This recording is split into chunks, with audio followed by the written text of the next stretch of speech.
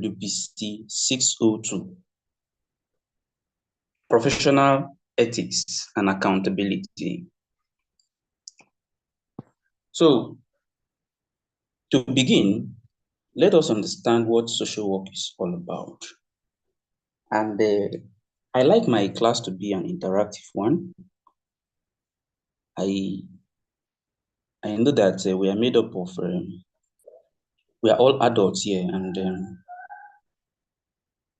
we must have stumbled on the concept of social work in one way or the other. In fact, the fact that you're here shows that you know the importance of social work. Let me get your opinion. Can you kindly indicate if you have an idea of what social work is all about or who social workers are? Please just indicate, unmute your mic and speak. It's a question. What do you understand by social work, and who do you think social workers are?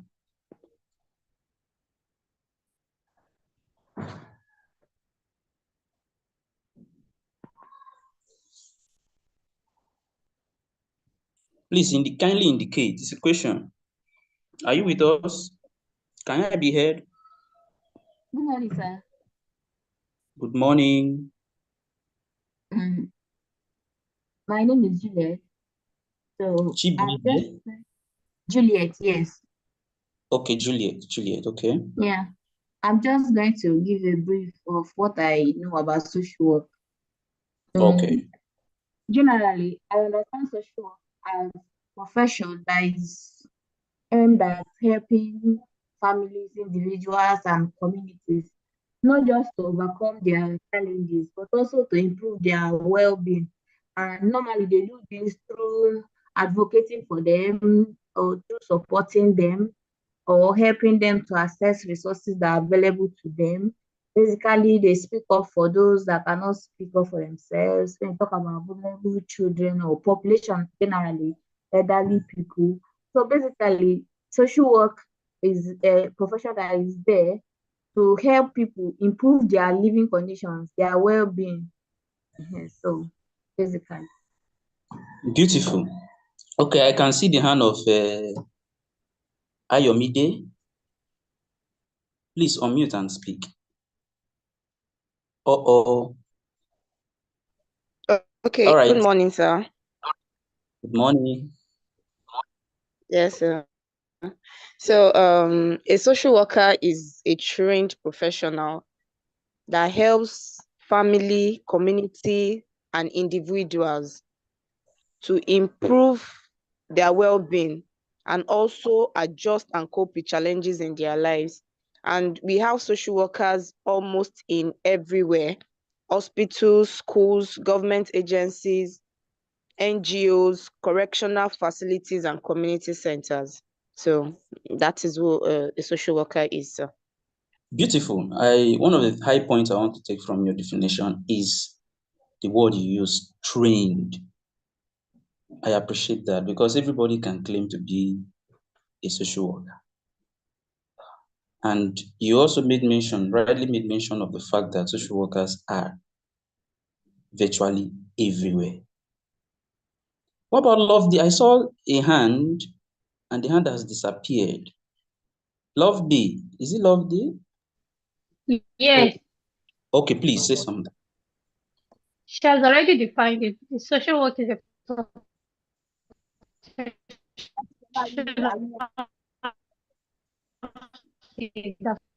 focus on helping individual, family, and community to enhance their well-being and improve their. Beautiful. We appreciate that fine contribution too. So all your definitions of social work are correct. The truth of the matter is, the definition of social work is so broad to the point that oftentimes people find it difficult to define it because it is broad and it's easy. And the reason why it is that way is because social work can be found in every sphere of human life. Wherever you find humans, wherever humans exist, as social beings, social work exists there. And as such, the definition of social work becomes somewhat difficult to define because it is too big, or it's too wide, it's too broad. But then there are some of the things that some things you should always have in your mind whenever you're defining the concept of social work.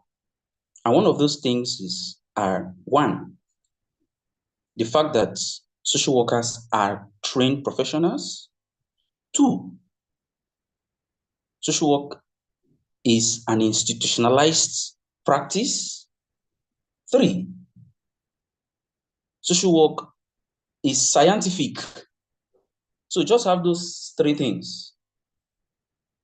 And if you ask me, in my own opinion, I would just say that social work is the prognosis and diagnosis of social problems.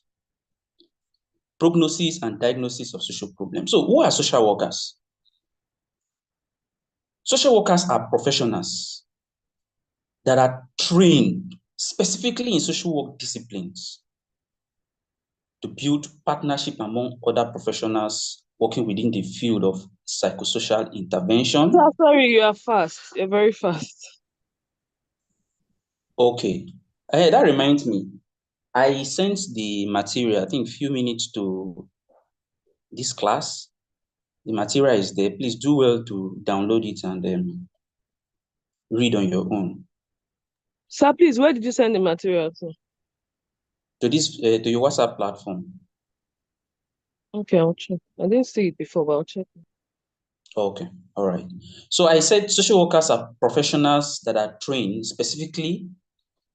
Social workers are trained professionals specifically in social work discipline to build partnerships among other professionals working within the field of psychosocial intervention,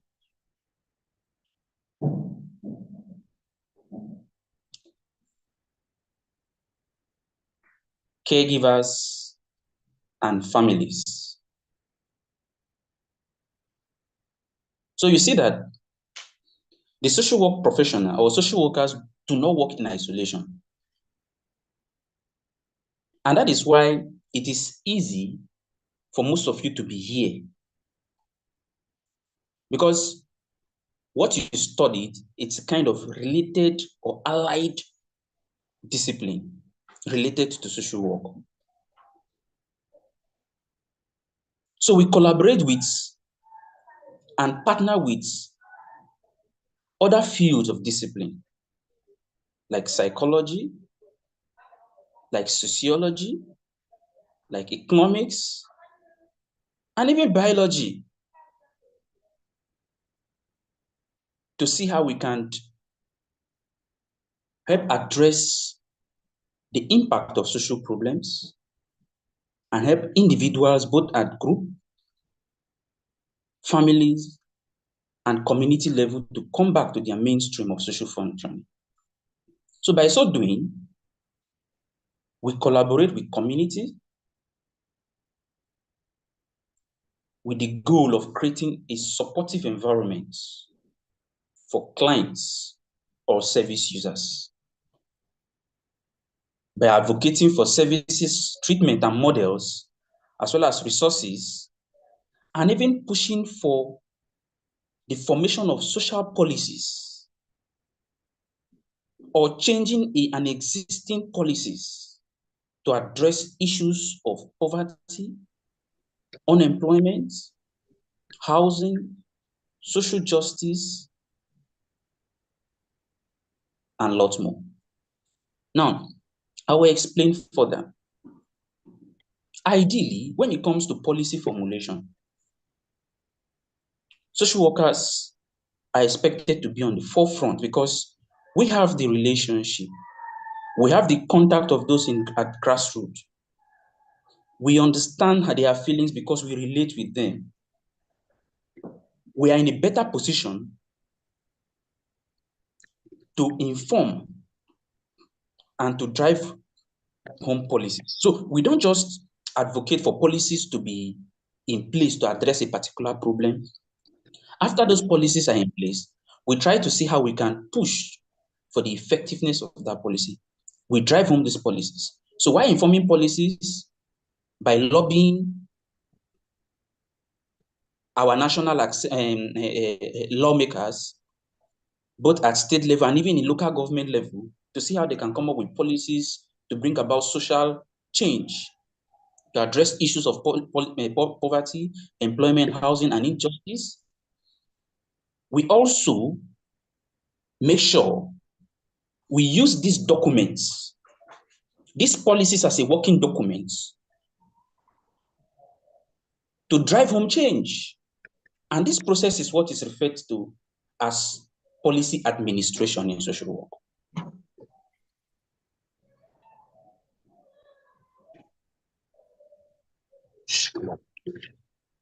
So social workers focus on early intervention, treatment, and post-treatment with individuals. We do this through education, through advocacy, and improving access to services, resources, and information. That is according to C-ISOWN 2018. So we are not just interested in treating, and once the symptoms are no longer evident, we feel that, okay, the person is okay. No. The social worker is interested. That is why we said that. That is why I gave a definition of social work as the prognosis and the diagnosis of social problems. So whenever you hear social work, you should know that it's an active profession. Even before these problems begin to present itself, using theories from social work and other related disciplines, we can identify what lies ahead. And we begin to address those issues.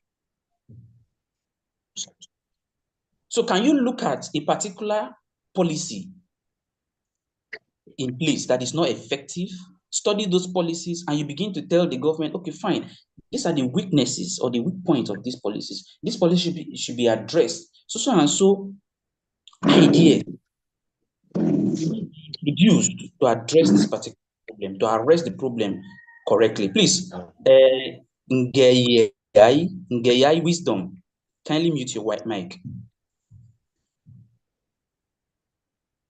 For example, when the issue or the policy of school loan came up, I told some of my colleagues or my students that this idea of school loan is actually a good one, but it is dead on arrival. It is just like the Empower program. Fine, that Empower program or Shopee program were all good programs geared towards making our unemployed youth employable, helping them to develop skills that will make them employable in the end.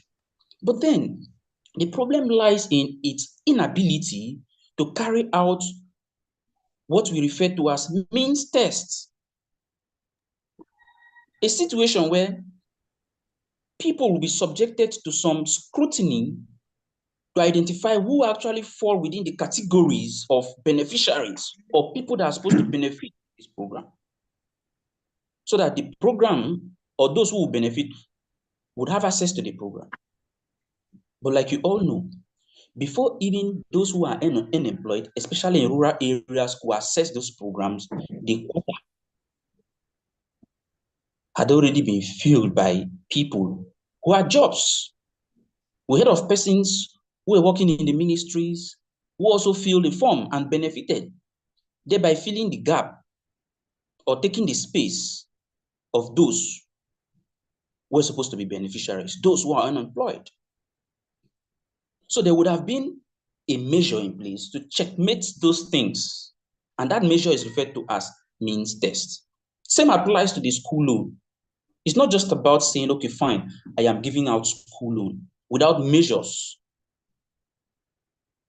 in place to ensure that the purpose for this policy is achieved, namely streamlining it to the target population.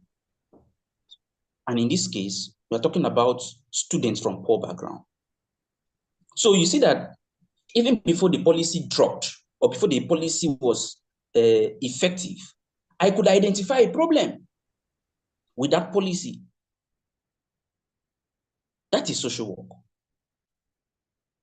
Social work is proactive.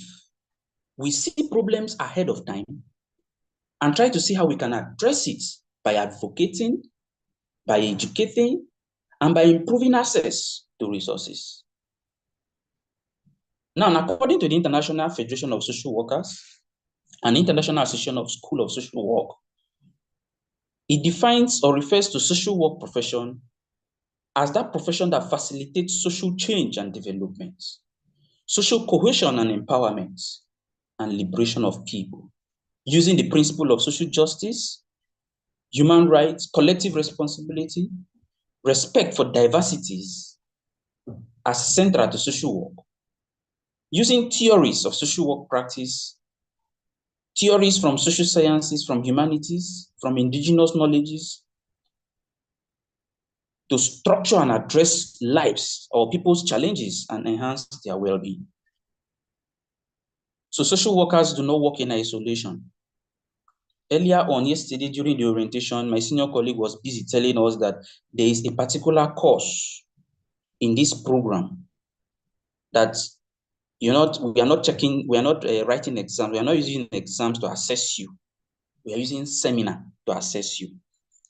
And in that seminar, you're placed in groups. I don't know if you understood when he said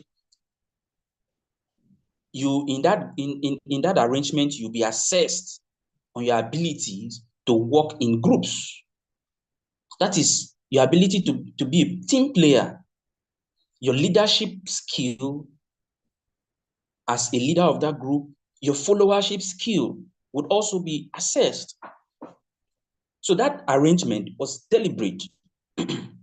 As social workers, we don't just work with individuals, we also work with groups, organizations. And it begins from now, or it begins with the training. You must, as a social worker, be able to work with group. You must, as a social worker, identify or address the fact that, okay, fine, you have this leadership skill or followership skill.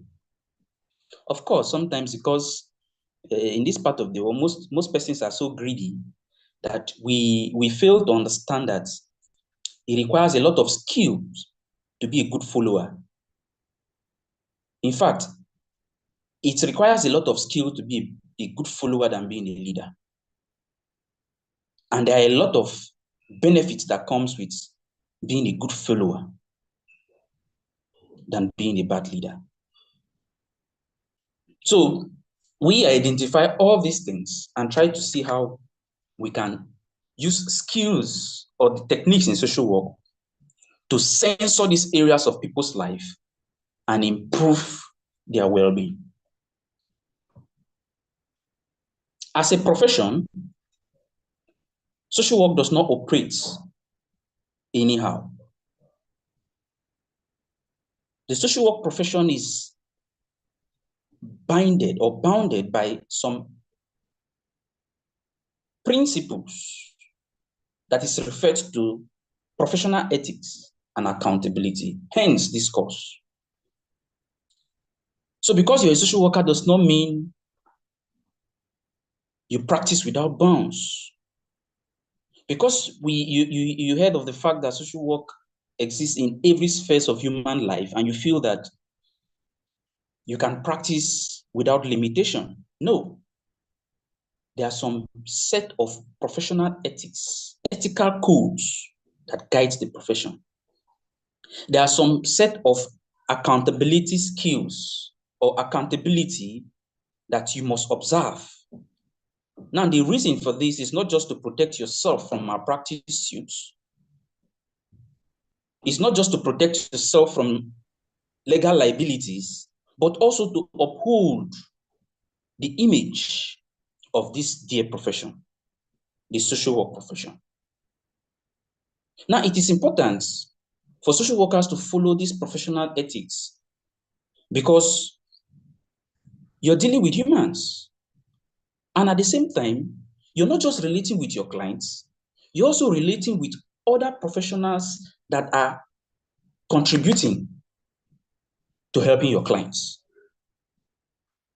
So while other professionals are assisting your clients, you, the social worker, is not just interested in the clients. You're also interested in how these other professionals are attending to your clients.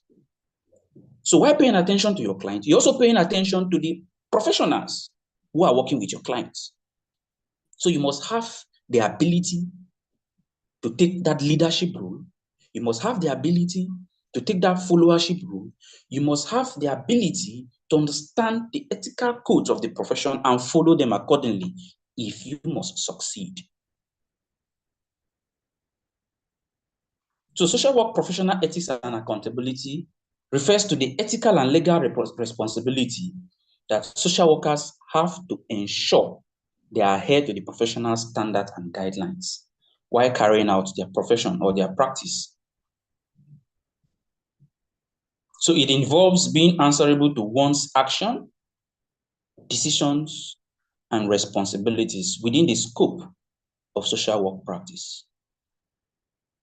Now, the truth of the matter is, the social work profession, like we said, and we would never overemphasize, we can never overemphasize this.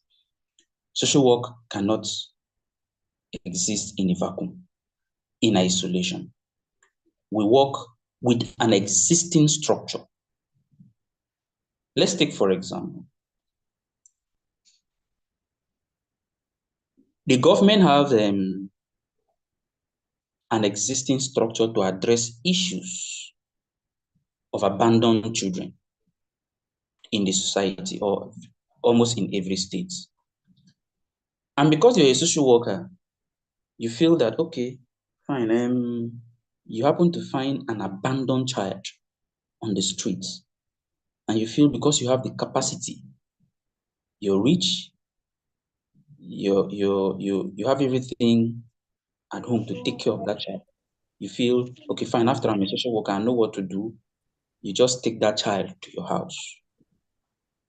That is unethical. You'll be exposing yourself to some liabilities that will definitely haunt you and would even lead to the withdrawal of your license. And if care is not taken, you might even serve jail terms. So it is very important or good for social workers and social workers in equity to be exposed to these professional ethics to enable you understand those boundaries and how you need to navigate through the hurdles of the profession. There are challenges that come with the profession. But with this professional ethics and accountability, you'll be assisted to navigate through those hurdles and practice effectively. Every profession has its ethical code of practice, its standard of practice. So likewise social work. But then you may wonder, is social work a profession? To help us understand that, let us understand or identify what a profession is all about. In just some few bullet points, let us define what a profession is. 1, a profession is a vocation requiring advanced education and training. So the fact that as a social worker, or to be a social worker, you must be trained in the social work discipline makes social work a profession. The second bullet point, a profession is a job that requires specific training and regulated by certain standards. Like we said earlier, a profession must be regulated.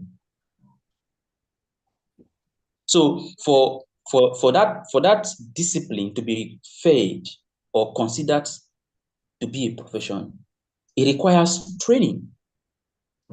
And This training, as well as practice, must be subjected to some form of standard of practice or ethical code of practice.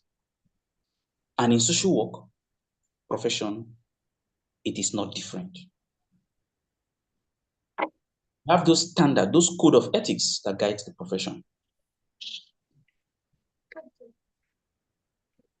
Profession, according to Roscoe, is a group pursuing a learned act as a common calling in the spirit of public service. Now, look at all the profession you know, ranging from nursing, ranging from law, medicine, and the rest. You'll notice that they are common calling. Forget about how, will I say, selfish and wicked people are today. Majorly, most of these professions are geared towards helping. The major motivation for these professions are oftentimes not monetary gain, but just to help people. And that is where social work falls too, the spirit of public service. In fact, as an ethics that we will consider later as one of the core foundations or core principle of social work, one of the things that constitute the value of social work is to render service. So as a social worker, at every given time, you should be ready to be called upon to render services to humanity. Now, we've looked at the profession or the social work as a profession. We've been able to justify it as a profession. Now, those who find themselves practicing that profession are referred to as professionals. Now, what makes the social worker professionals? One, social workers are experts with expert power. That is why in social work, like we say, social work is very broad. We have different areas or specialties in social work, like the family social work, medical social work, school social work, psychiatric social work. You can name them. So you being trained in a specific or a particular area of social work makes you an expert and gives you that expert power. We have the ability to harmonize knowledge and wisdom. By virtue of our practice experience, we have wisdom that helps us to harmonize it with knowledge and use it effectively in practice. We also make judicious use of our expertise responsibly. That makes us professionals because by the time you have the ability to separate emotions from practice, it makes you a professional. For example, what do you admire in people? Whenever you need their services and they are very professional at it, at their work, that endear you to them. So you can call yourself a professional social worker when you have the ability to use your expertise in a professional way.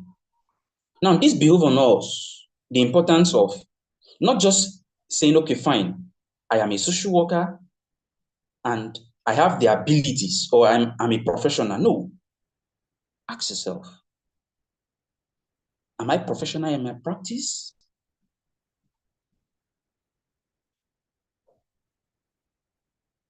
For example, do you have integrity? Yes, oftentimes people that come to you are people that need assistance. In fact, you'll be meeting them at their point of need, where their sense of self-worth had been shattered. And as such, you'll be assisted or you'll be, your responsibility would be to help them. Would you take advantage of them? Do you have integrity? That makes you a professional. So one can be a social worker, or one can graduate from or have a social work degree, or can be will I say a student of a social work department, and yet it's not a professional. What makes you a professional is your ability to harmonize knowledge and wisdom, your ability to be integrity, your ability to be correct, to have that correctness, as well as being able to network, capacity, knowledge, and synergy, to synergize knowledge, wisdom, ability to perform in a multicultural background, having that cultural humility, engaging in cultural safety practices, and lots more makes you a professional. Of course, as we proceed, we will come to identify most of this ethical code of these standards that makes one a professional social worker. But then, let us look at professional ethics. But before we proceed, like I said earlier, I've been talking for a while. I don't know if I'm being heard clearly. I would like to pause here and see if you have one or two questions. Please feel free to ask. And if there's any input, I would also like you to make contributions. Adesina Faith, do you want to say something? If not, please mute your mic.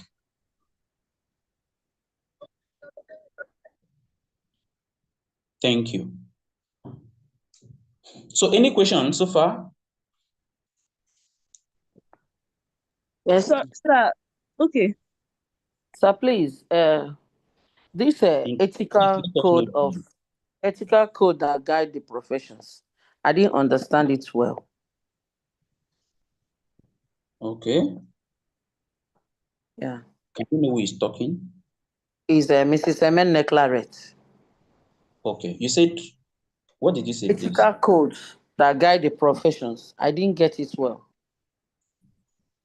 All right. I was just talking about these ethical codes in general, that there are some set of codes, standard of practice that guides the social work profession, that the social worker who is a professional is expected to follow jealously or religiously. We are yet to begin to examine those codes. When we get there, you identify them. Okay? Okay, sir. Right.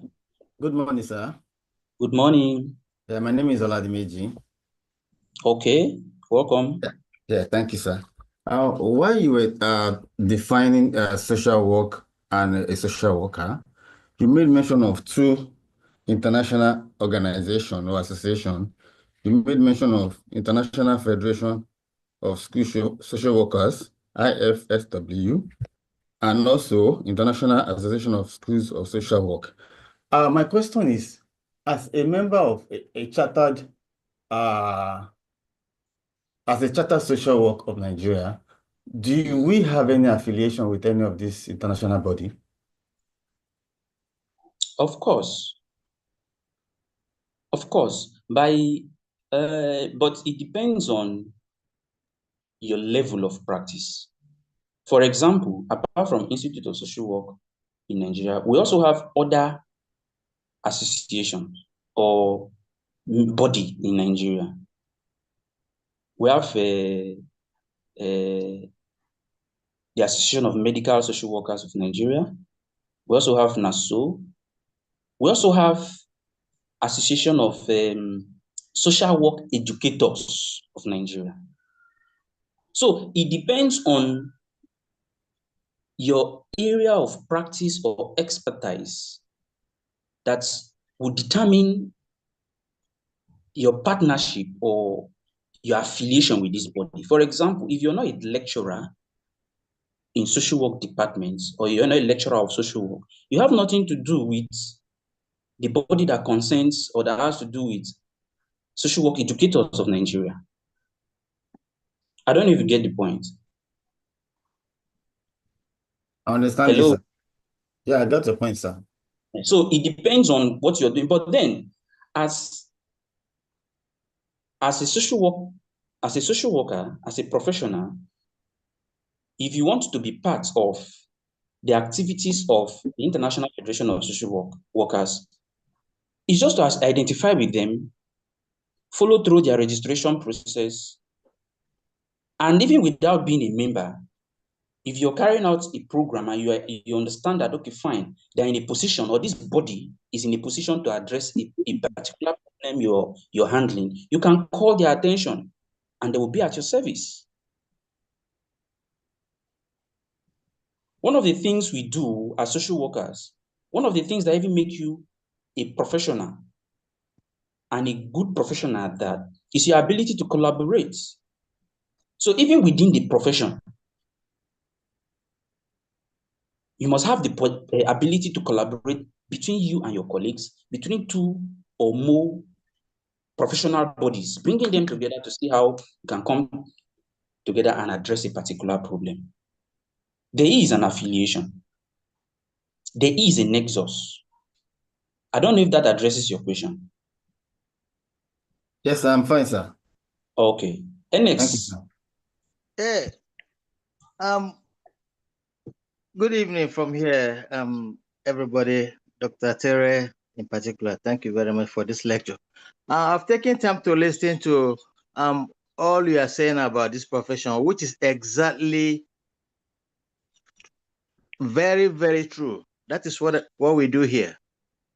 But I've got some concerns, being that our country, we don't have legislation that will govern this profession back home. I've been a social worker for 13 years in Australia, and I've practiced in New Zealand too. There are a lot of government set rules for every practice in social work. Just as you've said, the program is a unique program, and you deal with other agencies, referrals, follow-ups. How do we achieve our goals in that area? Because we don't have a lot of regulations that safeguard most of the professions back home. I've got a very good example. Back home, I used to be an estate surveyor. You found out that the evaluation that surveyors are supposed to do will be given to someone who hasn't got a background for that job. Then the person will bring it to us. So what are the policies in place that will mandate people to do the right thing and follow the ethics? We are happy to follow the ethics, but what is on ground to back professionals up? That is just my concern, because Nigeria would have been a fertile ground for the profession, very good profession. It's all about services. That's what I do here.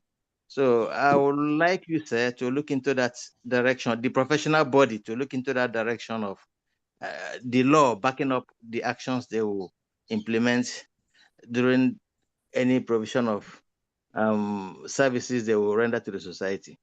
That is just my concern. Thank you very much for those nice inputs and for also sharing your experience. We appreciate that. Well, I can identify with your concern. You know, truth be told, the challenge we are experiencing in social work is not just peculiar to social work. It's even there or evident in one of the oldest profession in Nigeria. You know, when our colonial masters came, one of the profession they prioritized so much was the medical profession. That's the medical doctors. Even upon that, we still identify some challenges. So the social work profession is still growing in Nigeria. And just like a baby that is struggling to crawl, as a baby is struggling to grow, it passes through different stages.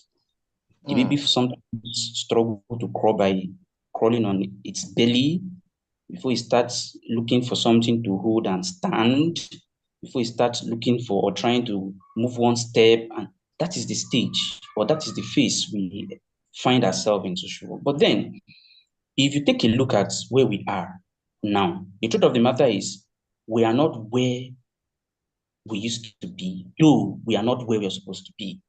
The profession is growing. For example, at least for the first time in the history of our nation, we now have an act that is governing the profession, right?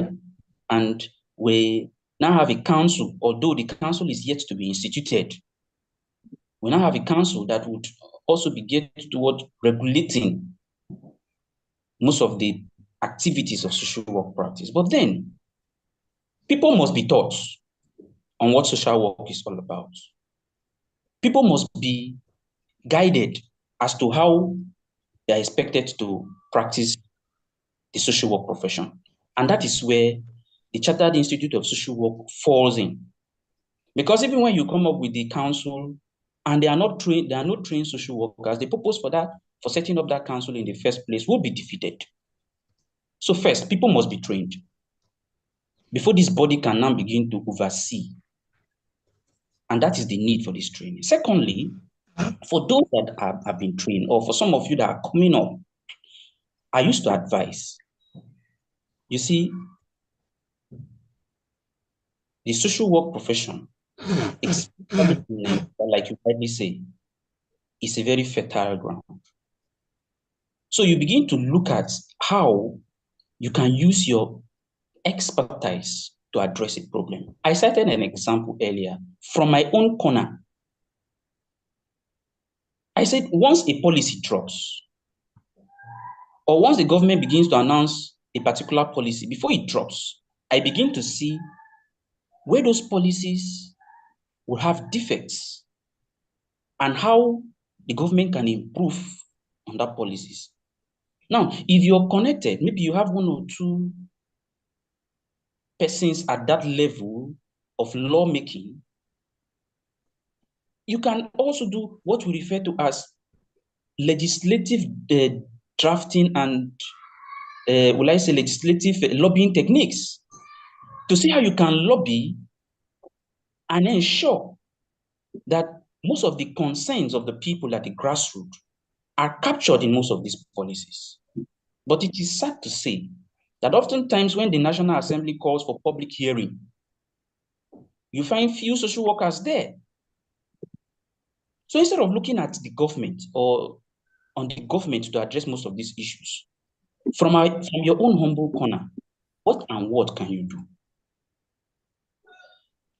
Let's assume as a social worker, you're interested in school social work, and there are no policies in ground to push or to address the issue or to ensure that every social work or every school should have at least a front desk officer who is supposed to be a social worker to address issues of child abuse, gender-based violence, and the rest. Since that is your area, it is expected that you directly or indirectly push for policies. Now, the reason for that is because, one, once that policy is in place, you have a food on your table. That is the document you will now use to begin to practice effectively. So now the bottom line is, while we are looking up to the government, there is something we individually can do. And it begins with this knowledge, this education, this awareness we are getting from trainings of this nature. In the end, we are now expected to, as professionals, put it in practice. And that is where we begin to see your ability to harness knowledge and wisdom that makes you a professional. Mr. Ernest, I don't know if this is addressing your question. Very, very well. I understand what you're saying very well. Definitely, we are not there, Yeah. but we'll definitely get there, right? Yeah, and that's it. you can do, no matter how small it is, you can start with it. Yep. Okay, let me give us a punch. Let me just give us a punchline. Okay. Let me give us a punchline. For example, there is a particular issue. You know, the world is dynamic; it's changing. And there's no need doing things the way we used to do. And even if you want to do things the way we were doing before, there's need for us to see how we can introduce technology into it to enhance it. For example, earlier on, the African region had no issues with the aged because the aged were reverend. Like we respect, we almost worship them. In fact, in most cases we worship them because they are considered to be our, will I say, like the community gatekeepers, well experienced, the custodians of our culture. But then these same people that were once respected are now relegated to the background because of civilization, because of urban-rural migration patterns, and the aged are now experiencing a lot of problems. It is now a social work issue. In the West, they have their own way of addressing this issue. We have aged homes, nursing homes for the aged and the rest.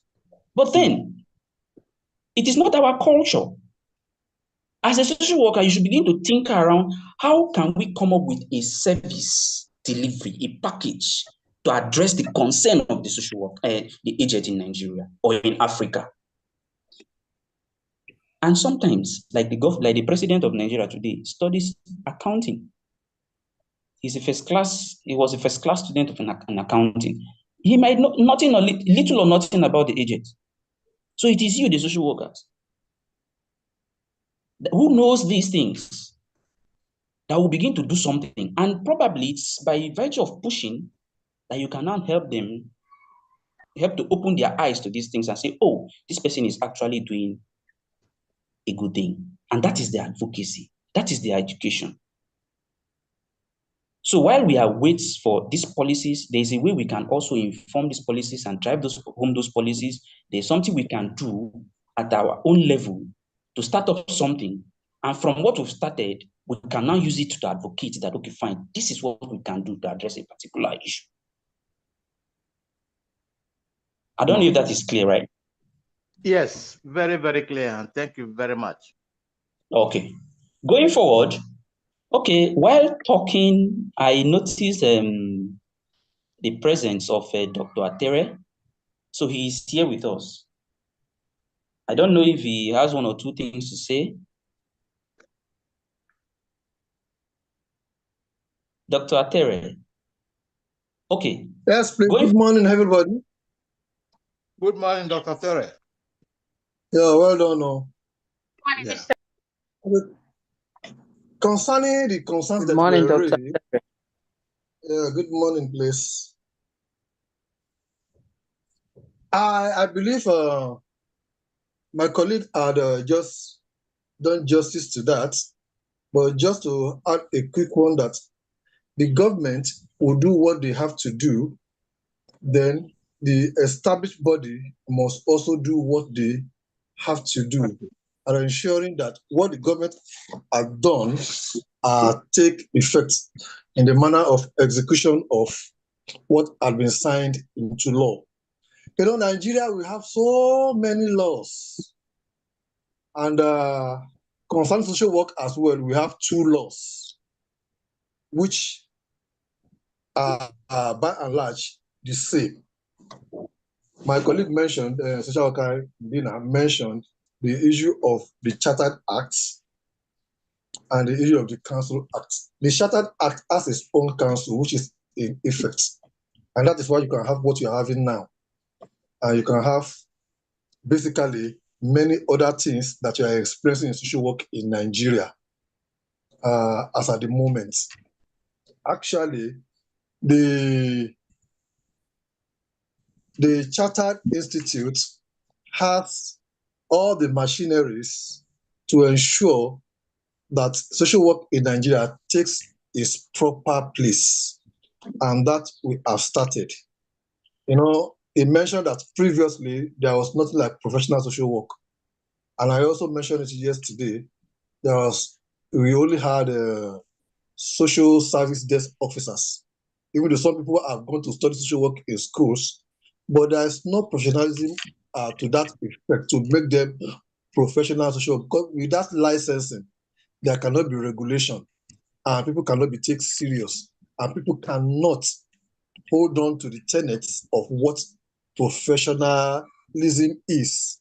So because of that, he mentioned that for the first time, there was an act promulgated by the federal government, which is the act establishing the Chartered Institute of Social Work Practitioners of Nigeria, to take the social work profession into effect and to ensure that the social work practice in Nigeria is regulated. So the C-ISO Act is a regulatory act that should make sure that what you are saying, all the sentiment you shared, comes into effect, that those who are not social workers are segregated from those who are social workers. And how do you segregate them?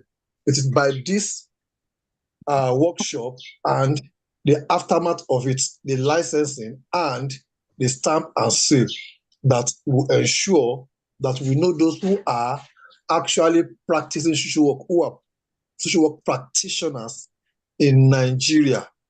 Because if you don't have that, everybody will call themselves social workers. We have seen many people who study mathematics, and because by government fiat, when you are employed, you will just be posted to anywhere. And many places where they dump people is the social work desk. And whether with little training or without training, they just continue to do what they know they were asked to do. And many of them many times in unprofessional manners. And sometimes no questioning.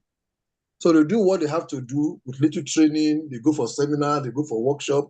Somebody is coming for the background of mathematics, or come for the background of geography, or come for the background of English, who was just posted by fiat to social work there. So they are doing all those things.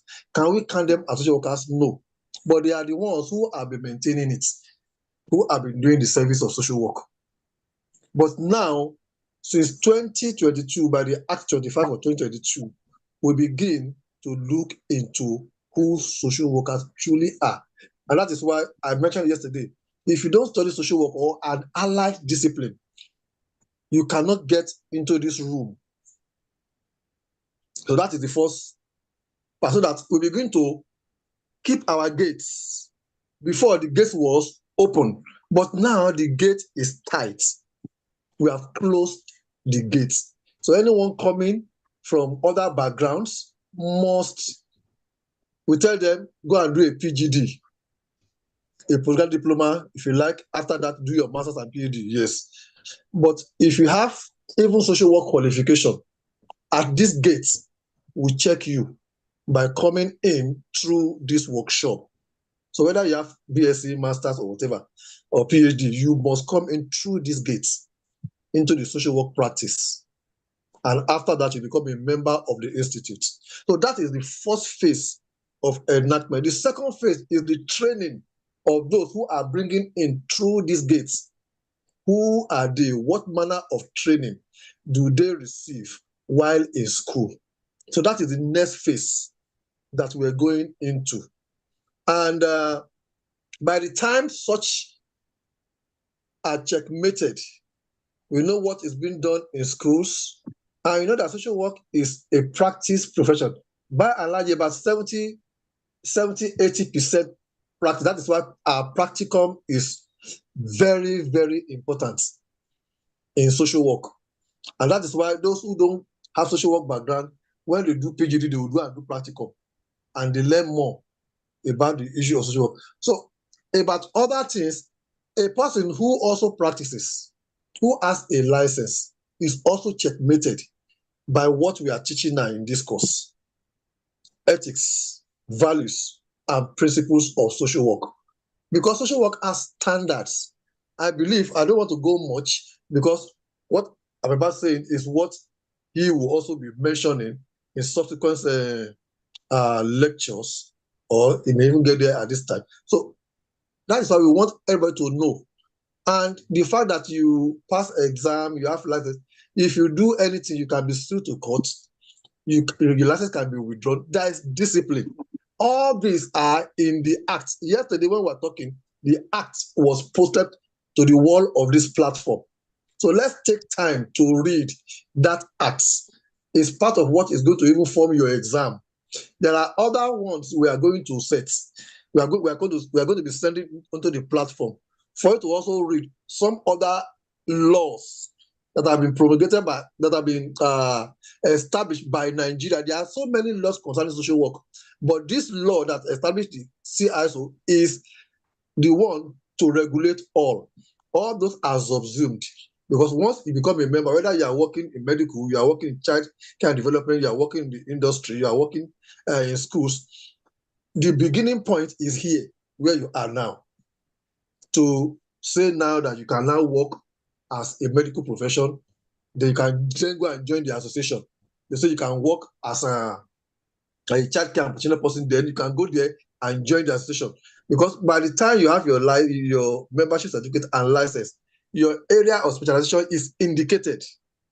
So that where you are employed, you cannot join the association. You cannot join National Association of Social Work Educators. You cannot join National Association of Social Workers. You cannot join the National Association of Medical Social Workers, and many other associations like that. If you are not a practitioner, you have no business in those associations, because it is this certification and license that gives you the foundation to become members of any association. Somebody asked whether we are members of IFSW. IFSW is an international body, don't have anything to do with Nigeria. We, by voluntary will, Nigeria associations can be that, and it is NASO that represent Nigeria there, because it is association. But where you are now is not an association, it is an institution. So that difference must be made clear. International Federation of Social Workers is an association. National Association of Social Workers in other countries are associations. Even though in some countries, both are together. But in Nigeria, it is for now separated. But even though separated, they are within each other. Social worker Mina mentioned about the Council Act. There's also Council Act. But this act of C-ISOWN is inside that Council Act, because what is given to C-ISOWN, what we are doing now, is the major work C-ISOWN is to perform in that Council Act. That is training and preparing people to enter. So by and large, it is to say that the Council Act, the C-ISOWN Act are in sync, in synergy. So as C-ISOWN trains, they do, but we are not yet in that level yet. We are not yet there until certain things are put together before there can be a synergy that will work perfectly, harmoniously well. But for now, the only institution that is regulating social work practice in Nigeria at all levels is the Chartered Institute of Social Practitioners Act that we have, as established by Act 25 of 2022. So that is where we are now. And like I said, it can always be better. And I know Nigerians, being who we are, we know how to make our things better if we want to do that. But I know that there are other sentiments that need to also be checkmated, so that we can also work as one and have an harmonious relationship with every other association, whether within Nigeria or across the borders.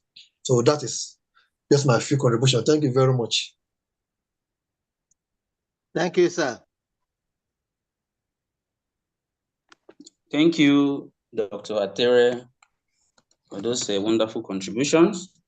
So going forward, we will now be looking at the professional ethics. Professional ethics. 1, profession, like we said earlier, is a vocation that is founded on specialized and high educational training. And the purpose for this training is to supply objective counsel and service to others. 2, professional ethics encompasses the personal and corporate corporate standards of behavior expected of professionals. 3, professional ethics is concerned with one's behavior and conduct when carrying out professional work. It is codified in various, or it varies across different cultures. Professional ethics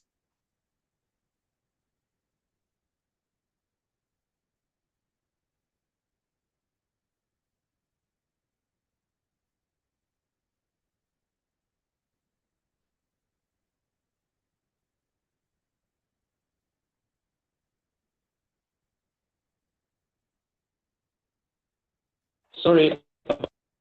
So professional ethics encompasses ethical norms, values, and principles that guide the profession and the ethics of decision making made within the profession. So you see that from all indication, as a profession, there is need for a professional ethics to guide your practice and your engagements with clients.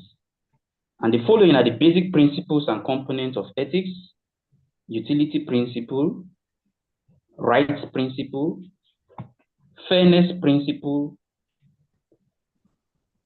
that has to do with impartiality and neutrality, social justice principle that has to do with equity, professional competency principle, efficiency principle, accountability principle, transparency principle, respectful principle, objectivity principle, and obedience to the law. Now, there are certain ethical standards associated with this principle. For example, the rights principle. It is expected that we respect the rights of our clients. The fact that our clients are experiencing difficult situation or are in a fix does not make them less human. So the best we can do in such situation is to help advocate for their rights to be respected and avoid being caught in the web of being part of the client's problem by not respecting his or her right. And one of the ways we can do this is sometimes we feel like, okay, these things are not really in themselves a problem, but in reality, they are problems. You're relating with your clients. How do you allow your clients to make decisions? Do you make decisions for your clients? Oftentimes, your client might even like it to want you to make decisions for them because they are weak, they're incapacitated, they don't know, they can't even think. But then, given to the fact that as a profession, the social work profession is interested in helping people to help themselves. We meet people at their point of need, help them to identify resources around themselves, and enable them to leverage on those resources that would improve their well-being. So that makes us different from philanthropists who meet someone that is hungry and say, okay, you're hungry. And okay, fine, let me give you 100,000 naira. But then what happens after the 100,000 naira finishes? The person slides back to poverty and is hungry too, right? But social workers are interested in, instead of giving people fishes, we teach them how to fish. So while trying to help individuals or clients respect their rights of decision making by allowing them make decisions, and if they are so weak to make decisions, we help them make decisions by not just making decisions for them, but put them in the right situation or condition that would help them to make decisions. We also have the principle of fairness, or the basic components of fairness, which has to do with impartiality. Yes, you're from a particular tribe and you're working with a group of individuals, and you're just interested in those that are from your tribe, or because you're a man or because you're a woman, you quickly conclude whenever a situation is presented, a case is presented to you, you feel that, now so men they behave. Definitely, your decision or your judgment will be one-sided. So the principle of fairness helps us to maintain neutrality and avoid being impartial. While the social justice principle helps us to see the fact that our efforts should be geared towards the equitable distribution of goods and services. As a social worker, you should be interested in ensuring that everyone enjoys fairness, everyone enjoys equity. Whenever there is a policy or whenever there is a situation, we try to see how those who lack the ability to key into such programs can be assisted to also benefit from those programs. So we see that these basic principles and components of ethics in social work are important and very necessary for us to follow. Same applies to respectfulness and obedience to the law. Let's look at this principle of obedience to the law, or this ethics of obedience to the law. The fact that you're a social worker and your client is presenting a problem does not mean that because you want to assist your client in a way he or she wants, you should do that in a way that will put you in a position to disobey the laws of the land. Social work practice, like I used to tell people, is local, right? By local, it means you have to practice within the expanded boundaries of our laws, the laws of the land. I'll give us a perfect example. A client comes to you, and you notice by virtue of his body language, he's sending a message that he wants to commit suicide, or his action is going to pose dangers to those around you. And because there is a principle of confidentiality, does not mean you should just keep quiet and allow the client to either kill himself or herself or to harm others. You're by law expected to report that client to the nearest law enforcement agency that would address that issue. If not, if it's later revealed that you were aware before that act was committed, you might be liable to a competent court of jurisdiction, jurisdiction for the offense of an accomplice. Another example could be the same-sex, or will I say the same-sex practice. You know that in Nigeria, it is wrong. Agreed. But then there are some clients who tell you, okay, fine, this is what I want to, how I want to be identified. But because the laws of the land will not permit such practice, you should rather toe the line of the law instead of following the line or doing the line, the path of your clients. The best way you can address this is to try to see how you can push for policies that can identify and accept the sexuality of these people. But then, supporting them to practice this, directly or indirectly, will be putting you in a position to be in disobedience to the laws of the land. Going forward, we'll now be looking at the meaning of the code of ethics. The meaning of the code of ethics. 1. A code of ethics generally refers to a statement which expresses the primary ethical values, obligation, and goals of profession. So the ethical code of the social work profession has to do with the values of social work profession, what is expected of professionals, those that call themselves social workers, what is expected of them, and the goal of the profession. Earlier on, you remember we made mention of the fact that there are things you need to satisfy or to do to ensure that you are a professional social worker.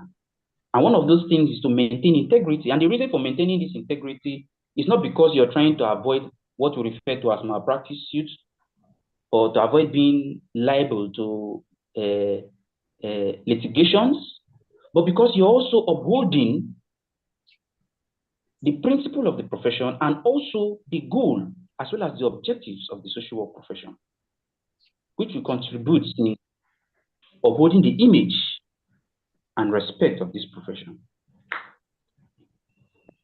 The second thing we want to consider is the fact that the ethical code of ethics has to do with the commitments which serves to bear witness to our promise as a profession to uphold the values and ethical expression of obligation expressed in the code. It gives definition to our commitment to practice in ethical terms. So these are things we are not expected to take or consider it on a surface value. These are things we need to take as serious as it is. So if as a professional you said, okay, fine, you're holding the profession's, the value of the profession, then you must do that to the letter. If not, as we proceed, you come to understand the dangers it will expose you to. A code of ethics lays out clearly the profession's value and explains what they are in terms of what we ought to do in order to promote and protect the public good, and what we must avoid in order to prevent harm to the public. So, understanding this code of ethics will also help you, or following this code of ethics will also help you to practice effectively. It will guide your practice, it will help you to protect the interests of the public and prevent you from harming your clients, be it individual groups of persons or community and even organization. You know, one of the things that is expected of a social worker in your contact with clients is to, first of all, remove whatever barrier that is blocking the client from accessing resources or block that problem from accessing your clients. So the code of ethics is helping us to understand that while this client is coming to us for assistance, for help, we should avoid practicing in a way that will further expose this client to dangers. We should avoid practicing in a way that we will not be a problem to these clients. You should know that the fact that we have code of ethics, this does not guarantee ethical behavior. So code of ethics does not guarantee ethical behavior. The code of ethics cannot resolve all ethical issues or disputes. Rather, a code of ethics sets forth values, ethical principles, as well as standards to which those who aspire to be professionals can follow.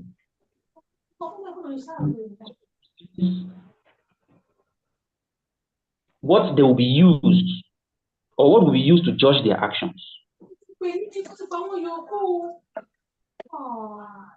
You, please mute your mic.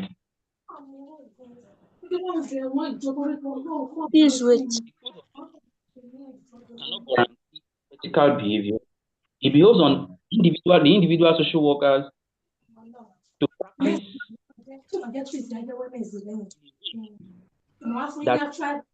that committed to their practice. And their ethical behavior should result from their personal commitment to engage in practice. So this calls to our mind what we refer to as self-awareness and use of self.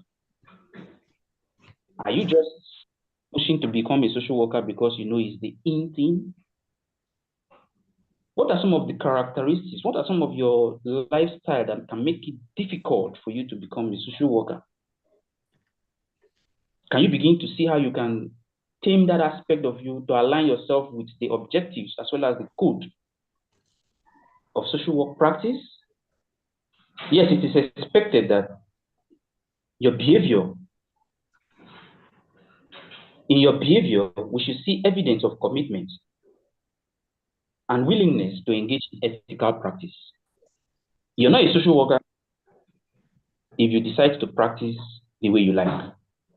Because what makes you a social worker is the fact that you can practice within expanded boundaries of the ethics. Wait.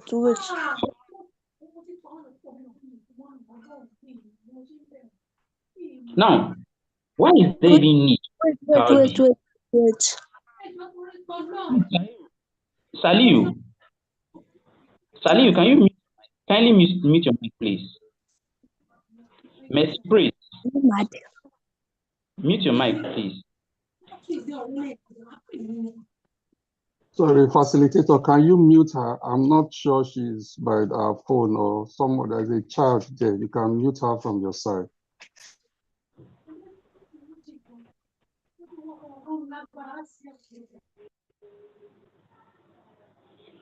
All right. Why is there need for ethical behavior in social work? Now, there is a reason for every action. And if you understand your job description and what is expected of you as far as your job description is concerned, or your assigned role is concerned, then there is a way you're expected to put yourself to achieve the objectives of your job description. Now, there is a need for ethical behavior in social work because, one, our job, our responsibility place us in a position to solve problems. It is a problem-solving solution profession. Wherever you hear the name social work, it's just about solving problems. And of course, a person or a professional that wants to solve problems must be heavily guided by some sets of ethical codes and principles of practice to avoid going beyond the expanded boundaries of this so as to achieve the purpose for your job description. Another reason why there is need for ethical behavior is the fact that the social worker comes across various and complex situations. There are some situations you find yourself that it will be like you're caught between the deep sky, the deep blue sea, because you won't know the path to do. And this situation is what we refer to as, in social work, we refer to it as ethical dilemma. There are some situations where you're confronted with two conflicting opinions that are right, but you have to choose the one that is best suited for the client. And as such, you need to be guided heavily by the ethics of the profession, so that by the time issues comes up and you're being assessed and judged by your action, it will be clear that you never settled for that choice based on your emotions. You considered so many things before settling for that choice. Remember when we are defining social work, we said, I made mention of the fact that social work is science. And what is considered to be a science is the fact that if Mr. A says, okay, fine, I was able to do this thing this way, following these particular steps, and it led to this result. If Mr. B wants to confirm what Mr. A says, by following the same steps, it is expected that Mr. B should have the same result with Mr. A because they follow the same steps. So it's the same thing with social work. So if you say that, fine, I was able to achieve this because I did this and I did that and I did that, this is the result. That is why in every step of your professional relationship with your client, engagement with your client, you're expected to write a report. So once your report is not in tandem with your client's expression or the result your client is displaying, then it will raise a question that borders on ethical conduct. And if you're subjected to some scrutiny, investigation via your reports, it may expose you to litigations that will lead to a lot of damages that you would never want to happen to you. So ethics help professionals to act morally in difficult situations. It helps to checkmate our emotions. Like the example I cited earlier, a situation where because you feel you have what it takes, and you happen to meet a child on the street, an abandoned child, and you say you want to take the child to your house. That is an emotional judgment. That is an emotional action that definitely would expose you to harm. You remember, like in the case for some of us who are, well, I say Bible students. You remember Moses now? When Moses' mother abandoned Moses by the waterside, remember what happened? She didn't go. She was hiding somewhere to see who is going to take that baby. That is what happened to some of these abandoned babies on the streets. The people who abandoned these babies are watching. So they know who is going to carry that baby. So imagine you just go because you feel, oh, I'm a social worker. I have what it takes to take care of this baby. And you now decide to take that baby to your house. That same person that abandoned that baby can still even set you up. Can still even put you in serious problem. So following the ethics of the profession can help us to make decisions, to act morally in difficult situations, and to avoid exposing ourselves to malpractice suits, to litigations, and to dangers that will be damaging to our professional image and even the profession itself. So there is need for ethical behavior in social work because social workers, during interaction with clients and their significant others, have sensitive information. So as a social worker, there is need for you to have character. Without character, it becomes difficult for you to practice. What do you do with the information, those sensitive information your client shares with you? How do you handle it? We also need ethical behavior because oftentimes in practice situations, we find ourselves in a situation where we make decisions that will cause serious damage to the client. You need character, you need professional expertise. You need to be guided by this ethical standard of practice to avoid practicing in a way that would further expose the clients to dangers that can be avoided. Another reason is that social workers occupy positions of authority in governmental and non-governmental organizations. So it would be wrong for we to be part of the problems of this country, while we are considered to be the solution. So you need character, and this character can only be instilled by the value or the ethics of the profession. You can also find yourself in situations or positions where you allocate resources. So you need to follow the values or the ethics of the profession to ensure the equitable distribution and allocation of resources. And finally on this, social workers oftentimes have to preserve professional autonomy. Someone raised a very important question earlier as to what we can do to project the social work profession and put it in a better place. I'm a realist. I believe that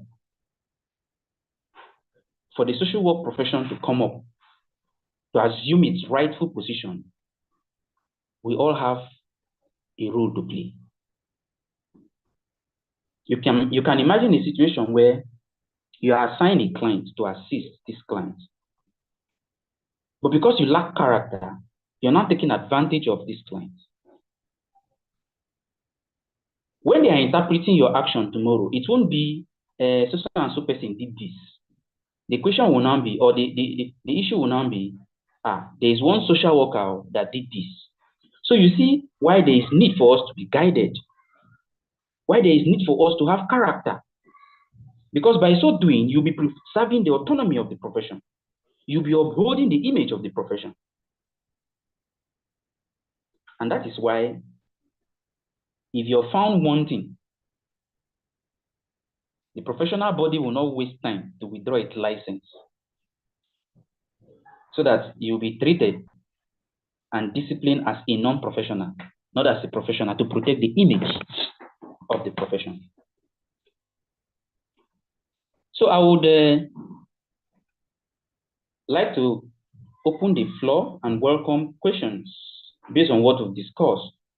Or if there's any contribution, you feel free to impute them. Please feel free to ask questions.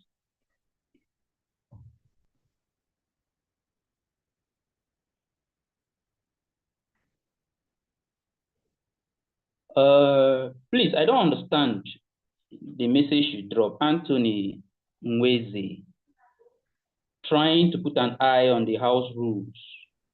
Yes, maybe I can put a voice. Sorry, sir. Maybe I can put a voice. I'm just trying to say, because I've been following your slides, very interesting presentation. But just to say that we have 74 slides and we are like 30 minutes, less than 30 minutes remaining. So I was just trying to see if the slide, it may be possible that we are not supposed to cover all today. So just to understand that. We are not covering all today. Excellent. Thank you. All right. Any question, good please? Morning, sir. Good morning. Anengozi George, and I want to appreciate you so much for enlightening us more on this subject and all the things we are learning. I seriously feel that many people out there that are practicing social work, but they are not professionals, really need to learn all these things, because people are practicing without having the right information and the ethics they don't know. So if there is any way we, I don't know whether it's the body or the government can let maybe a kind of let the people out there that are practicing social work know that they should come and register and learn. If not, they should stop practicing, because there are a lot of abuse going on out there in the name of social work. Thank you very much. Thank you. We appreciate that. Just like Dr. said, we have a mandate, and the Chartered Institute of Social Work fulfill our mandates, and other aspects will fall in. For example, before now, there was nothing like social work. Social work is beginning to get that recognition. First, we have the acts, 2 acts, right? And once the activities of these 2 bodies or the other body is fully in place, I think a lot of these things, a lot of this abnormality will be addressed. So for now, the interesting part of it is we have trained and qualified social workers that are recognized. We're now gradually sliding into the phase of rooting out those that are not qualified. And trust me, we will get there. Does that answer your question? Yes, Hello? yes, yes. Yes, you did. Yes, you did. Okay. You did answer it. Thank you very much. All contributions.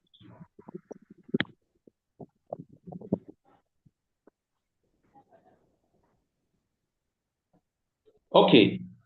Anthony Wednesday. Yeah, thank you very much.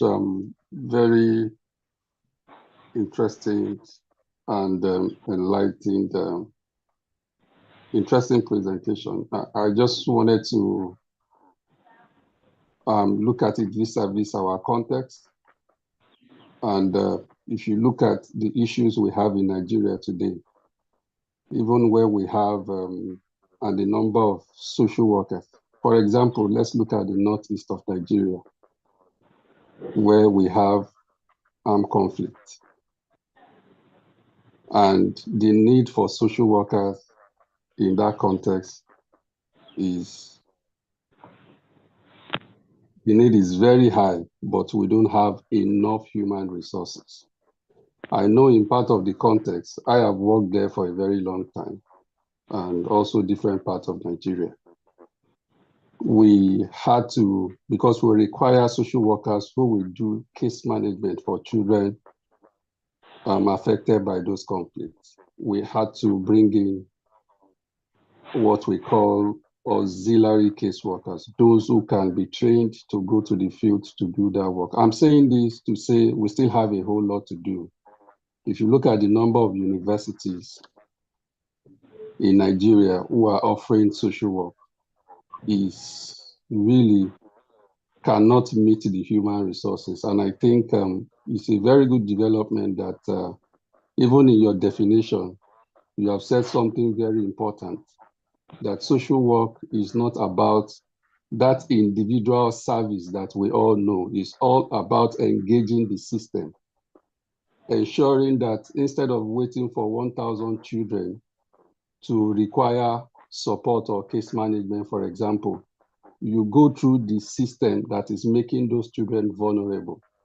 So that simply means by engaging those systems, you can reach more children, ensuring that government policy is able to pull people away from poverty rather than taking them into poverty. And I think there's a whole lot. Thank God we are here, and we'll see what the Institute is doing and how we can contribute the little quota we have experienced, we have gathered in the field. I have been in the field for over 20 years before I moved to Europe, also to be a social worker. And as a process of also becoming a social worker, I realized that I also need to pass through these gates, like Dr. Atere said.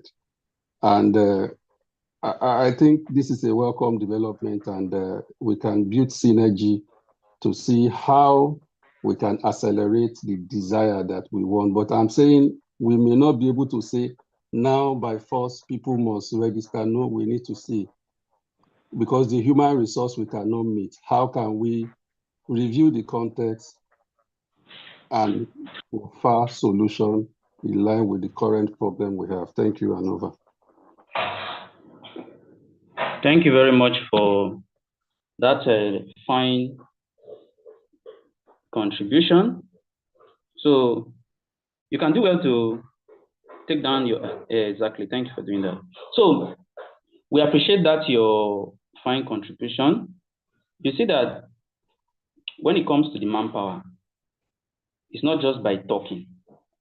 We are not even prepared. We are not even ready. That is why I said, and even my colleague said earlier, that on our part, the Chartered Institute of Social Work is well positioned to achieve and accomplish its objectives and goals to ensure that its mandate is being addressed, is captured. And this begins with training the manpower. Like you rightly said, last year, we went as far as not, or in the entire federation, almost all part of the country, to train auxiliary social workers. The fact that there is need for an auxiliary social workers shows that it's a pointer to the fact that the core social workers are not even enough. And guess what? The people who were training as these auxiliary social workers are doctors, medical doctors, nurses, and pharmacists. So you see that even the owners of the profession are still not aware of what lies ahead or what is with them. Hence, the need for such trainings. So once again, we said, you're all welcome, and the fact that you're in the right place. So I don't know if there is any question, any further question. Let's see how we can use the remaining few minutes to wrap it up.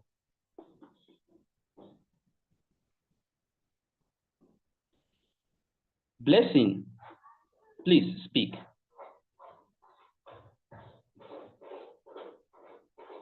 Please unmute your mic and speak. Thank you so much. Can you hear me? I'm so sorry, I'm on the bus, so just ignore the background noise. So I just really want to appreciate the organizers for this program. Like, I'm really so happy that something good like this is actually coming out from Nigeria, given that like 20 years ago, there wasn't anything like this. And when I was trying to search up if Nigeria has a regulatory board, and then I came across someone on LinkedIn who directed me to the institute. So I was really happy. And just listening to a lot of issues that we even have in Nigeria, and just realizing that we have a very long way to go. But I just think that this is also a good step. Like they say, like 1,000 miles start with one step. So I feel that there is a lot to accomplish if we all come together. And I also believe that there is a lot that the government should be able to do, because when the government recognizes the importance of social workers in a country, I think that also will be the beginning of the changes that will come. And then we also have to see how we can actually collaborate with universities, because research without practice, like the linkage, if we don't have the linkage between research and practice, then we will not be making any headway. We have to actually look at what kind of problems exist in our societies. Then that's the only way we can be able to influence policies that could actually address those things. So there is a lot that we have, a lot of areas where we need social work. You look at schools, you look at different institutions, and we don't have things like that, because social work is a quite broad profession where there are different areas that we can all work, and this all has to do with people. So if we don't really if you don't like appreciate what your people goes through, then the profession that would be able to help you to solve it, then you would not also appreciate it. So I think there is a lot that we have to accomplish, but I also think that we're actually on the right track. But it also needs our commitment, even for us who are outside the country. There are so many things we can also contribute back home. So I'm so happy to be part of this platform, and I know there is a lot that I will also learn from one another. So thank you so much, the organizers. I really appreciate it. All right. Thank you, Mrs. Blessing, for that fine contribution. So just like you rightly say, we are gradually getting there. There is need for social work in Nigeria to assume its rightful place. And that is the reason why we have this training. And that's the reason why we are all here. So let's take advantage of the training we are receiving here. And one of the high points I want to take from your contribution is the fact that social work is not passive, it's active. The idea of, okay, fine, I want to get social work certificate so that I will be recognized as a social worker and that's all. No. Engage in research, collaborate with other professionals and even fellow social workers to see how you can expand the profession. In fact, by virtue of your association with this C-ISOWN, in the end, you become an ambassador of this institute. So we expect you to fly the flag so high So we are even open to collaborations. For example, you can contact your facilitators to see areas in which you can set up programs, trainings, workshops, seminars. If you have a project, you're designing a social work project, both at, will I say, in your organization or as an individual, you feel there's a program you want to push, we are open for collaborations to assist you design these programs and push for that. In fact, as we speak, I have about three students who I'm working with on a program, designing a program for both the ages and school programs to checkmate issues of gender-based violence. So your training or your practice of social work doesn't stop at getting the certification. In fact, the moment you get the certification is the beginning of practice. We expect you to do your best. We expect you to fly the flag high. We expect you to represent us as a good ambassador. The social work profession, especially in Nigeria, is a fertile ground here. And we can definitely make it if we pitch our tents rightly. Okay? So we're talking about the code of ethics of the profession. And we've talked about why we need this ethical behavior as social workers. We would now briefly or quickly look at the purpose of code of ethics in the first place. Probably that's when we'll be concluding our class for today. What are the purpose of code of ethics? One, the National Association of Social Work Code of Ethics serves 6 purposes. And these 6 purposes are anchored on the 6 core values of social work. Namely, the code identifies core values on which social workers or social work's mission is based, which is to render service. So one of the core values of social work mission is to render services. So like we said earlier, just know that by virtue of you being a social worker, you can be called upon to render services at any given time. 2, the code summarizes broad ethical principles that reflect the profession's core values and establishes a set of specific ethical standards that should guide the social work practice. So this means that while practicing, you don't practice because you know too much. You must always fall back to the rules, the do's, the codes, the do's and don'ts of the profession. That is how you will be able to put yourself or subject yourself to some level of checks and balances to avoid going outside the box, which will expose you to some sort of dangers in practice. You see, these principles are not just there to protect the clients, because in reality, our clients are weaker than us. But it's also there to protect us, because our clients most times too can be manipulative. They can as well take advantage of us. In fact, you can even be weak in the process of assisting your clients. There's what we refer to as vicarious trauma or compassionate fatigue. Because of the principle of equity, social workers are expected to connect with their client situation. Social workers are expected to put themselves in the client's shoe. Imagine your client expressing a traumatic event, something he or she experienced primarily. And he or she is now explaining this to you. And by virtue of the principle of empathy, you're now identifying with your client's feelings.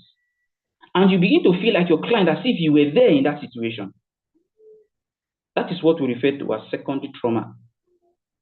You will now be exposed to this trauma. And if care is not taken, if not properly checked, the same symptoms your client experiences will be evident in you. You become weak. And if your client is stronger than you, your client may even take advantage of you at that point in time. So we are not immune to the problems we are assisting our clients to come out from. Hence the need for this code of ethics to guide our practice, to guide our engagement with our clients, to help keep our emotions in check.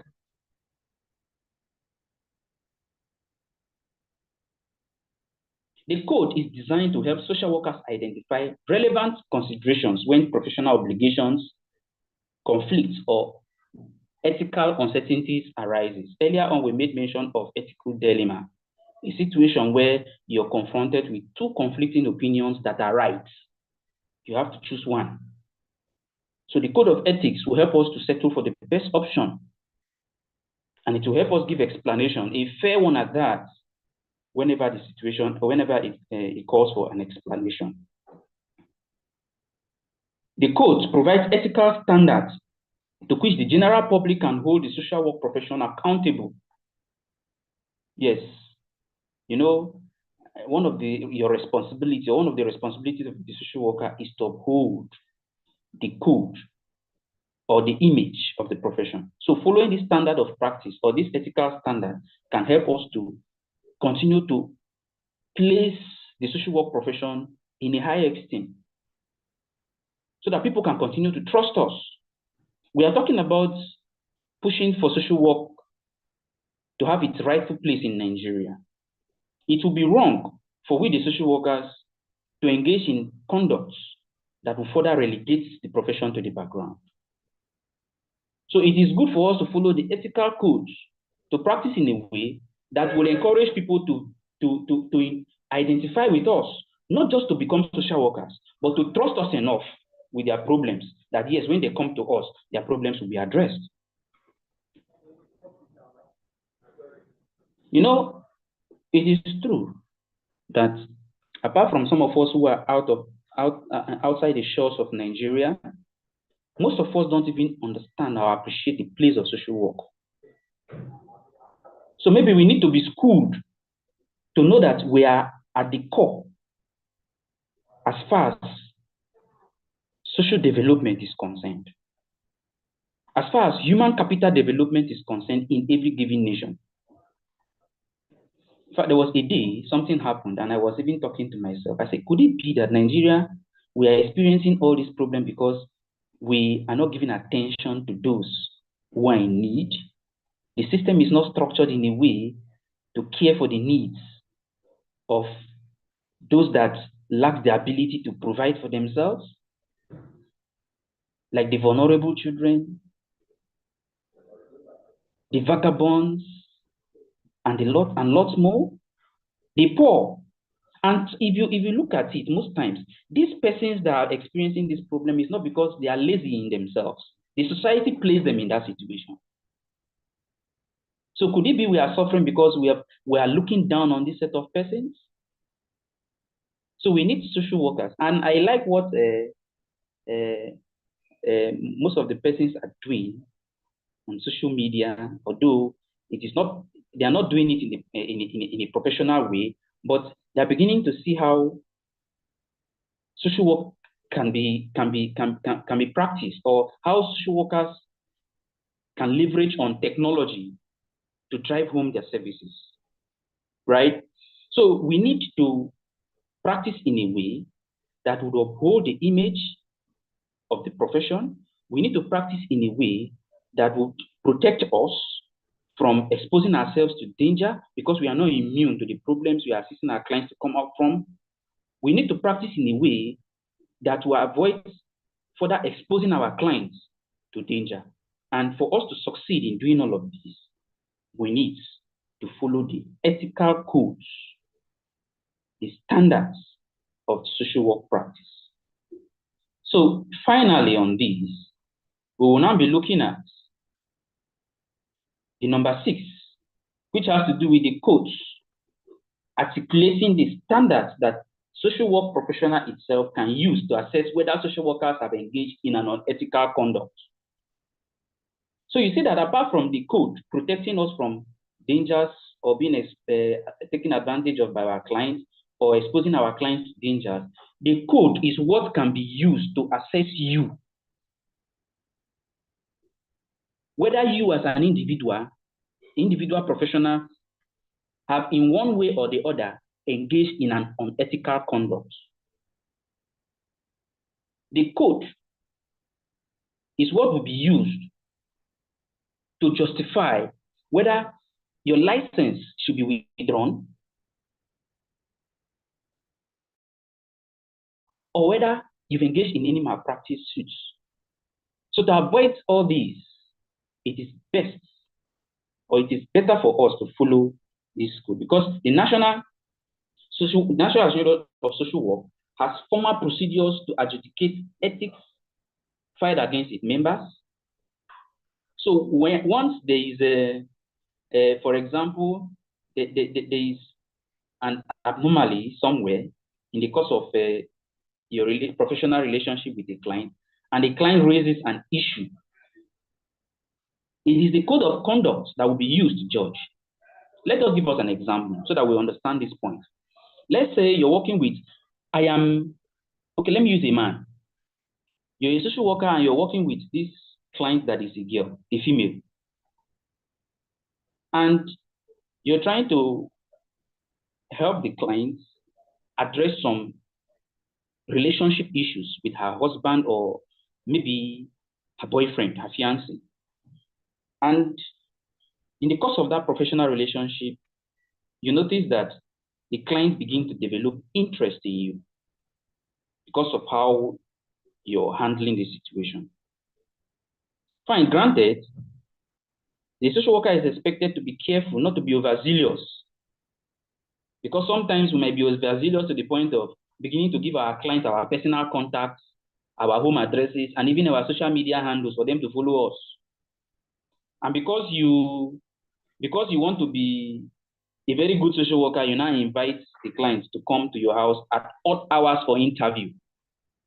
Granted, your motive, the motive behind that, your action, is not a bad one because you never intend to do bad things. But then, when later maybe there is a malpractice suit or this same client accuses you of one or two, and the matter comes up, the body that is responsible for such matters will now use the code to identify the procedures, the steps you took in handling that client's matter, and the manner in which it was handled. The places you invited the client, the number of times this client was called upon, and the time this client was called upon, and even the places you invited this client for counseling. All these will be examined to identify whether you, as an individual, have engaged in a misconduct or unethical practice or not. So wherever you find yourself, it is very necessary for us to follow this set rules or this set code of conduct because it is for our own good and it's for the good of the profession and for the good of the clients for which we are trying to assist. So we would stop here for today. When we meet next time, we'll now be looking at those core values of social work, the 6 values that makes up social work profession, as well as the principles of social work profession. But before we finally call it a day, I would like to entertain 1 or 2 questions from you. Please, if there's any question, kindly indicate. Tell us your name and ask your question.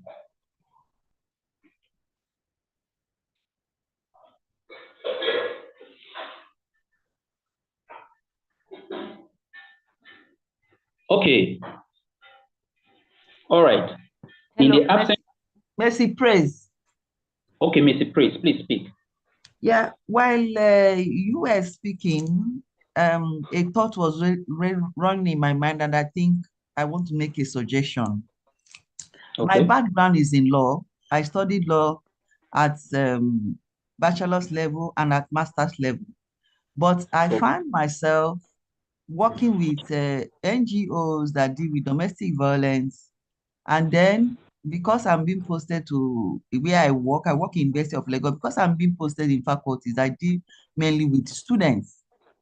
So, and I begin to see from the those working with NGOs that are not professional social work, I see a lot of abuse.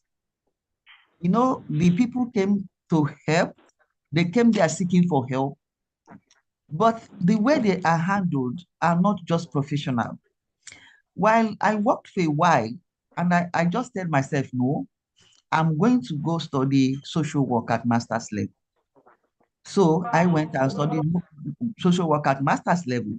So when you are talking this morning, what was running in my mind is there a way the institute could liaise with some government agencies to see whether the institute can actually start conducting qualifying exams at university levels for those studying master's level at undergraduate level, like we that study law. Our qualifying exam, we call it bar exam, because the issue of shortage of staff is a long process issue. But if the institute could partner with governments to make it like a mandatory that the institute should conduct a qualifying exam for those undergraduates study by their final year, like what TRUCN is doing for educational students now. TRUCN conduct qualifying exam for students studying educational courses. I think in a long run, it will help to bridge the gap of shortage for people coming into the profession, and then it will also curb abuses that will occur in future for those who will find themselves working with NGOs or working with other people, because there's a lot of abuses from those people who were putting themselves up to help these vulnerable people. That's the kind of subject, that's what is running in my mind. Because it will go a long way. We have so many universities in Nigeria, both federal, state, private, that are running programs for students to study social work. In environmental faculties, they have qualifying exams. Even engineering, some engineering courses have qualifying exams. I think that will be the next level of leverage. I want to suggest that the institute should make a drive, should make a go at it. So you harvest them from that graduate level where they have spent 4 years studying social work. That will go a long way. Beautiful. Thank you for that nice contribution. Mr. Enes, I can see your hand. Just hold on. Let me address this quickly.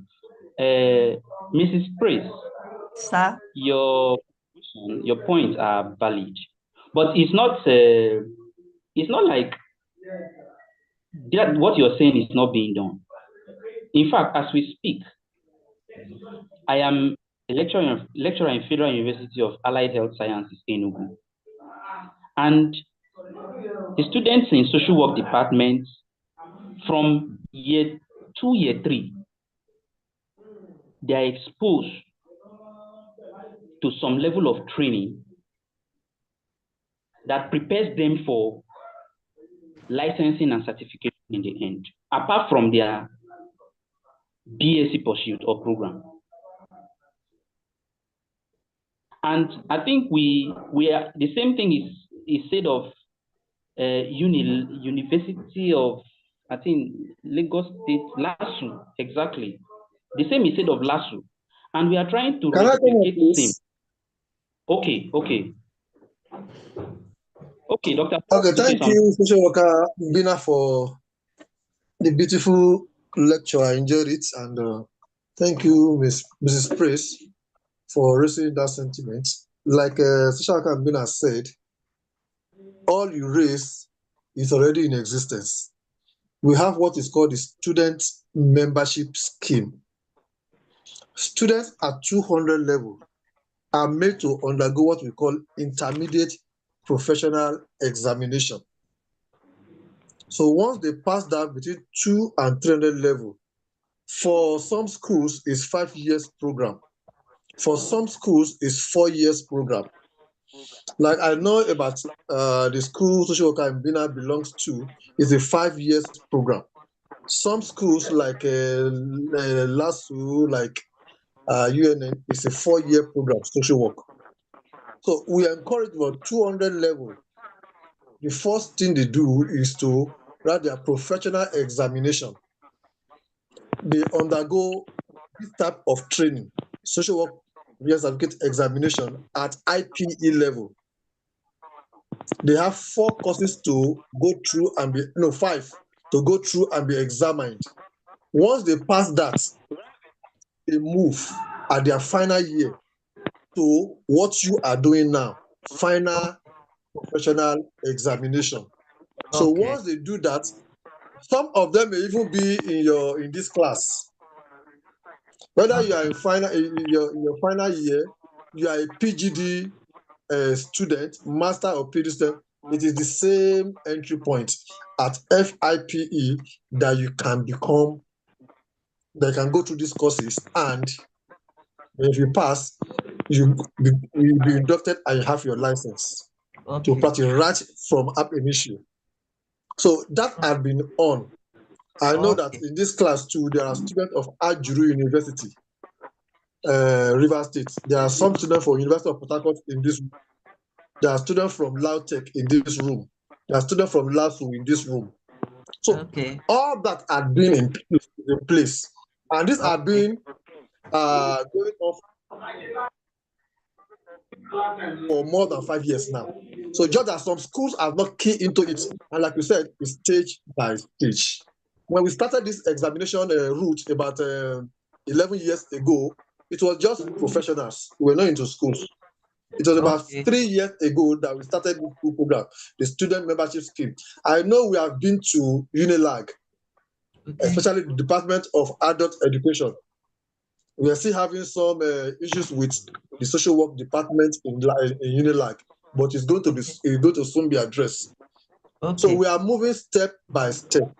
And also for those who are practicing social work in their place of work who are not professionals, very soon we are giving from 2022 to 2025 is 3 years. We are giving 3 years for people to come in through the right channel to become professionals. Very soon you will be seeing on national dailies that will be doing inspection in some schools, inspection in some ministries, to do audits of those who are social work professionals with license. Very soon, before the end of the year. So that's things that are in the pipeline. Thank you very much. Thank you. I'm glad. Thank you, Dr. Atere. Okay. Ernest, your hand is still up. Please unmute your mic.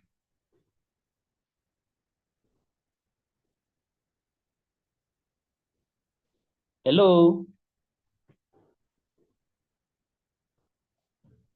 Hello. Mr. Ernest, can you hear me? All right. It's like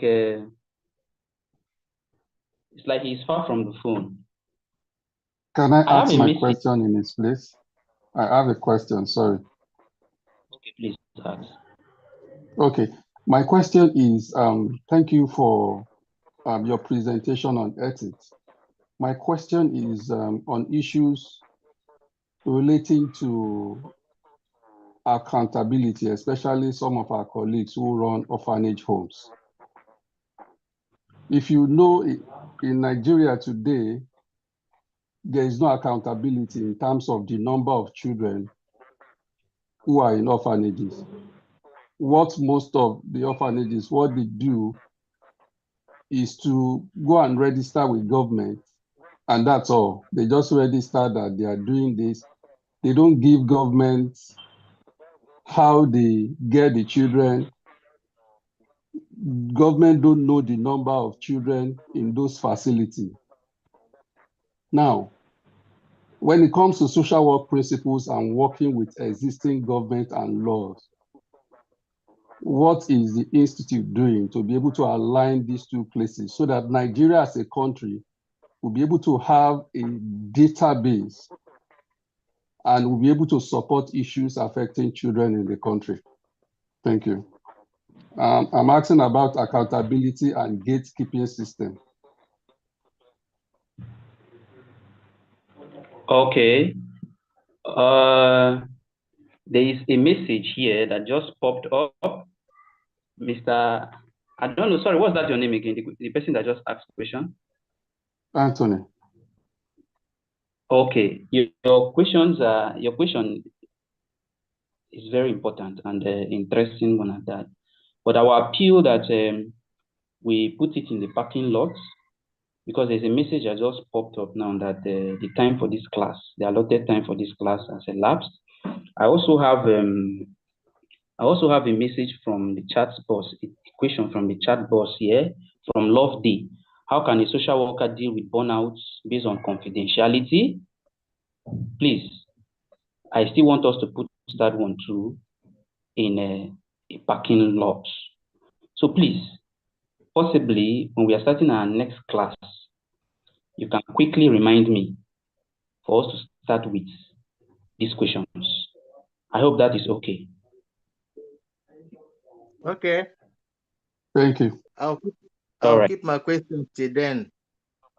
Okay, beautiful, beautiful. When do we start the next class, please? You see the timetable. Okay, because of my time, yes, I'm asking from here. It's all right. Thank you very much. All right. Take care and enjoy the rest of your day. Bye. Thank you. You too. Bye.